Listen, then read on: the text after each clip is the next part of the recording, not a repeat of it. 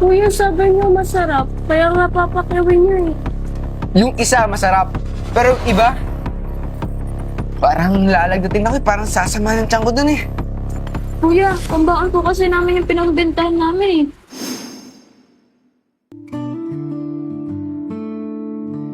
Sana ate, mapaubos na natin yung tinda natin. Sa lakas na ng ulan, nakakatakot na, baka kumulog. Kaya nga eh. Neng! Anong tinda nyo? Lumpiang gulay po, kuya. Parinig nga kayo ng matikman ko yan. Masarap.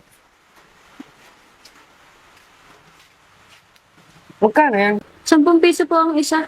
10 piso. Mura naman pala. Pwede bang patikim muna ako masarap?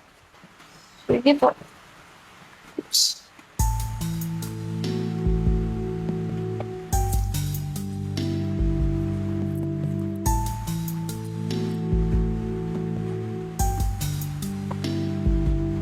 Ayos.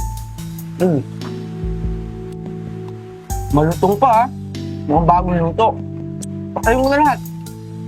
Ayun ko na ha. Babalik na lang ako. Wala ko ng pera sa taas. Ayos to ah. Gusto ko to. Buti naman pinakyaw ni kuya. Makakauwi tayo ng maaga ate. Kaya nga.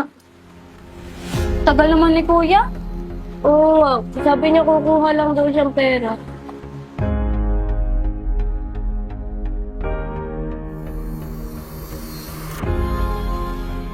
Yun na si kuya. Ano yung parinda nyo? Ang sama ng lasa, parang panis. Oh! Hindi naman pala masarap. Kuya, sabi niyo masarap. Kaya nga papakiwin niyo eh. Yung isa masarap, pero yung iba, parang lalagdating ako, parang sasama ng tiyan ko dun eh. Kuya, pambakal po kasi namin yung pinagbentahan namin eh. Wala akong pakalam, basta hindi ko babayaran kayo. Kuya, kahit papunan lang po para po makapagtinda po ulit kami bukas. Aba, buksang na loob niyo, magtitinda pa kayo bukas. Paano pag nakaperwisyo pa kayo? Di pa kayo nakahawa sa ibang tao? Basta umalis na kayo, kasi hindi ko kayo babayaran. Dapat nga, kayo pa magbayad sa akin eh. Kasi paano pag nagkasakit ako? Paano pag sumakit yung tiyan ko? Ano pang bibili kong gamot? Diba? Nararamdaman ko na nga ano eh. Hanggat di pa mainit ang ulo ko, umalis na kayo sa harapan ko kasi baka ang hawak niyo, ibalibag ko pa. Is na! Ayos. Never.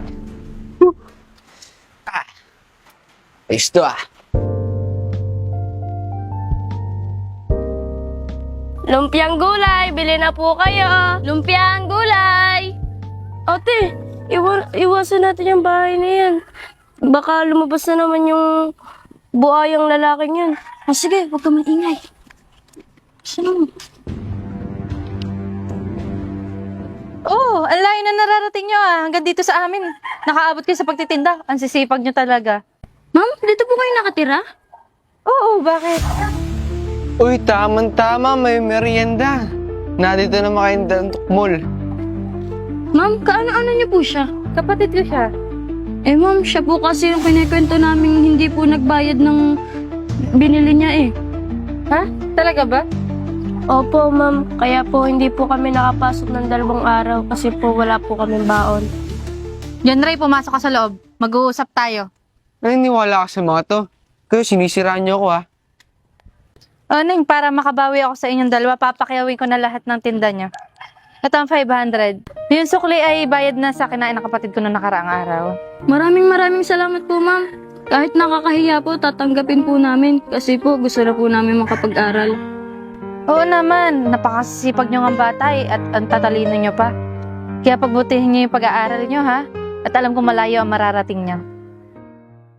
Hoy, teka lang dyan, Ray! Bumaba ka diyan. Di ba sabi ko sa'yo mag-uusap tayo?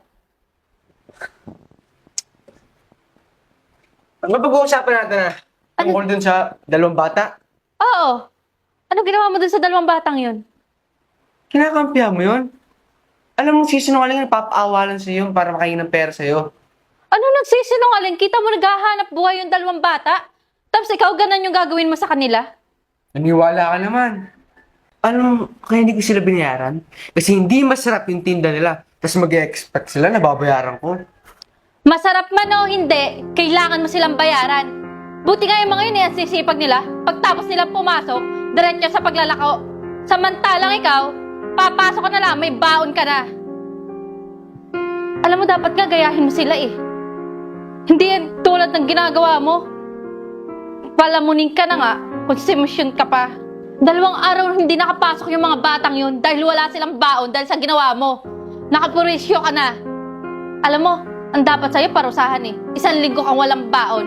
Bahala ka sa buhay mo kung paano ka makakapasok at makakakain. Gumawa ka ng paraan para makasakay ka sa tricycle. Or else, maglakad ka. Ate naman, alam mo naman na wala ko ibang inaasahan, di ba? Nasya lang ako maasa para sa baon ko, tapos gaganunin mo ko. Wala akong pakialam. Ang mahalaga, kailangan mong matuto na gumalang kahit hindi mo kaedad at kung sino yung kaharap mo.